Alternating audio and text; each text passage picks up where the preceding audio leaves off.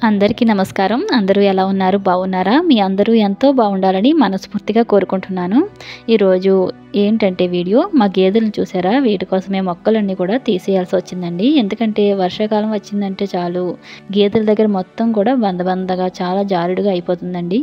అవి పడుకోవడానికి కానీ గడ్డి తినడానికి కానీ చాలా ఇబ్బంది పడిపోతున్నాయి.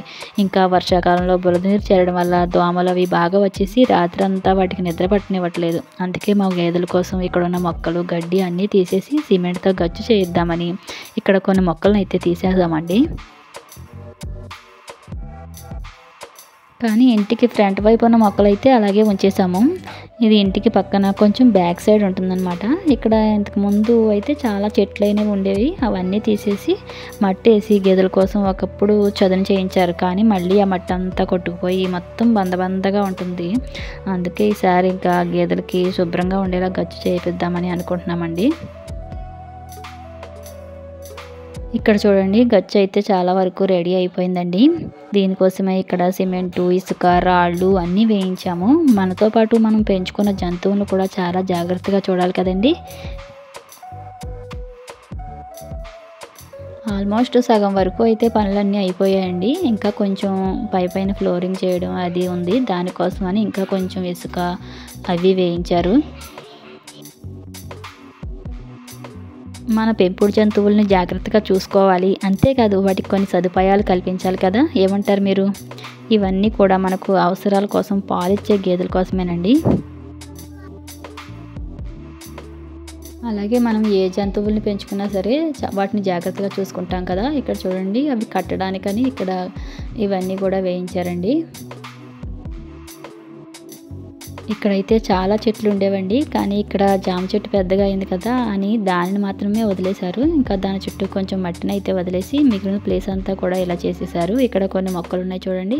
ఈ మొక్కల చివరన మొత్తం కూడా తీసేసి చుట్టూ ఉన్న ప్లేస్ అంతా గచ్చు చేయించేసి ఇక్కడ మట్టి కొంచెం వదిలేసి మాత్రమే ఈ చుట్టూ కట్టేశారండి. ఇంకా జామ చెట్టుకు కూడా అలాగనే చేశాము. పిల్లలైతే ఆ చెట్టు ఉంచొచ్చు కదా, ఈ చెట్టు ఉంచొచ్చు కదా అని అన్నారు. పిల్లలకు మొక్కలు పెంచడం అంటే చాలా ఇష్టం అండి. కాబట్టి వాళ్ళకి మొక్కలు ఉంటే బాగుండు అనిపించింది. కానీ తప్పదు కదా అని అలా ఊరుకుంటుంటే గేదెలు అయితే చాలా ఇబ్బంది పడిపోతున్నాయండి. మన గురించి మాత్రమే చూసుకుని మనం శుభ్రమైన ప్లేస్లో ఉంటే సరిపోదు కదా, వాటికి కూడా మంచి సదుపాయాలు కల్పించాలి కదండి. చూశారు కదా జామకాయలు ఎంత పెద్దవి ఉన్నాయో, చాలా బాగుంటాయింది టేస్ట్ అయితే.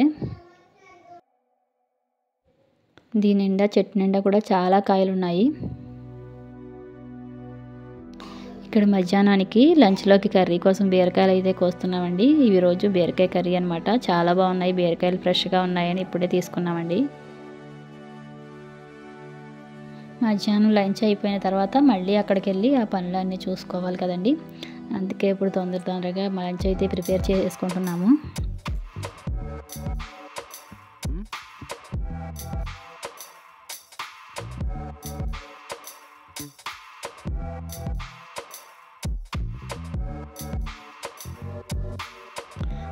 గేదెల వల్ల మా ఫ్యామిలీ మొత్తం మంచి పాలు తాగగలుగుతున్నామండి. ఈ రోజుల్లో బయట పాలలో చాలా కెమికల్స్ అయితే వేసేస్తున్నారు కదా, వాటిని మనం తాగాలన్నా పిల్లలకి ఇవ్వాలన్నా కూడా చాలా భయం వేస్తుంది.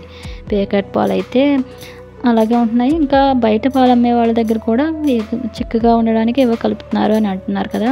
అందుకే భయం వేసి ఎప్పుడూ కూడా మేము మా గేదెల పాలే వాడతామండి. ఎప్పుడూ కూడా గేదెలు లేకుండా లేదు. మా చిన్నప్పటి నుంచి కూడా గేదెలు ఉన్నాయి, వాటి పాలే మాకు. అలా మనకు మంచి ఆరోగ్యకరమైన పాలు, పెరుగు, నెయ్యి ఇచ్చే గేదెలకి మనం జాగ్రత్తగా చూసుకోవాలి కదండి. అందుకే వీటి కోసం ఇవంతా కూడా క్లీన్ చేయించాము. ఈ జామ చెట్టు మొదలు కూడా శుభ్రంగా క్లీన్ చేయించేసి ఇక్కడ చుట్టూరు కూడా కొంచెం ప్లేస్ అయితే వదిలేశారండి. ఇక్కడైతే సాయంత్రం అయిపోయింది, అందుకే స్నాక్స్ చేద్దామని అనుకున్నాను. ఉదయం నుంచి సాయంత్రం వరకు కూడా స్కూల్లో ఉండి సాయంత్రం ఇంటికి వచ్చిన తర్వాత ఖచ్చితంగా పిల్లలకైతే ఆకలిస్తుంది కదండి. అలాంటప్పుడు ఏవైనా తినాలనిపిస్తుంది. కాబట్టి వాళ్ళు ఇంటికి వచ్చే టైంకి ఏదో ఒకటి చేసి ఉంచుకుంటే మంచిది కదా అని నా అభిప్రాయం. నేనైతే చాలాసార్లు సాయంత్రం కూడా అన్నమే పెడుతుంటానండి. ఎందుకంటే అన్నం తినిపిస్తే కొంచెం కడుపు నిండుతుంది కదా అని. మీ అభిప్రాయం ఏంటి? మీరు పిల్లల కోసం ఎలాంటి స్నాక్స్ చేస్తారో నాకు ఒకసారి కామెంట్స్ చేసి చెప్పండి. ఎందుకంటే నాకు తెలియని విషయాలు ఎవరైనా చెప్తే ఖచ్చితంగా నేర్చుకుంటాను, అందుకే అడుగుతున్నానండి.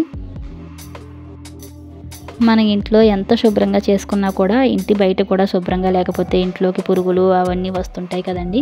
అందుకే మొక్కల దగ్గర అంతా కొంచెం గడ్డి అది పీకేసి శుభ్రం చేస్తున్నాము. ఇక్కడ కలబంద కూడా వేసాం, ఎందుకంటే ఇంట్లో కలబంద ఉంటే మంచిది కదా, అందుకని వేసామండి. బయట అంతా మట్టి నేలే కాబట్టి మొక్కలు వేసుకోవడం చాలా బాగుంటుంది. అందుకే ఇంటి ప్రహారీ లోపల ఎక్కడ కూడా కుండీలు అయితే పెట్టలేదు. చాలామంది కుండీలు పెట్టుకుంటే బాగుంటాయి అంటారు, కానీ మాకెందుకో బయటే మొక్కలు పెంచడానికి చాలా ప్లేస్ ఉంది కదా, మళ్ళీ లోపల కూడా ఎందుకు అని అనిపించింది. మళ్ళీ వర్షం అది పడినప్పుడు కుండీల్లో మట్టి బయట గోడల మీద అది పడుతుంది కదండి, కుండీల్లో కాకుండా కింద నేల మీదే పెంచుతున్నామండి. ఇంతకుముందు వీడియోలో చూపించాను కదండి ఇవన్నీ మొక్కలు. ఇక్కడ కనకాంబరాలు, ఇంకా కలబంద, పచ్చిమిరపకాయ మొక్కలు, బెండకాయ మొక్కలు ఇవన్నీ కూడా ఉన్నాయి. ఈ మొక్కలన్నీ కూడా ఇంటికి ఫ్రంట్ వైపే ఉంటాయండి. ఇందాక నేను చూపించిన గచ్చది చేసింది అయితే ఇంటికి పక్కన ఉంటుంది ఆ ప్లేసు. ఇక్కడైతే చాలా మొక్కలు ఉన్నాయండి. ఇక్కడ మొక్కలను తీయాల్సిన అవసరం లేదండి, ఎందుకంటే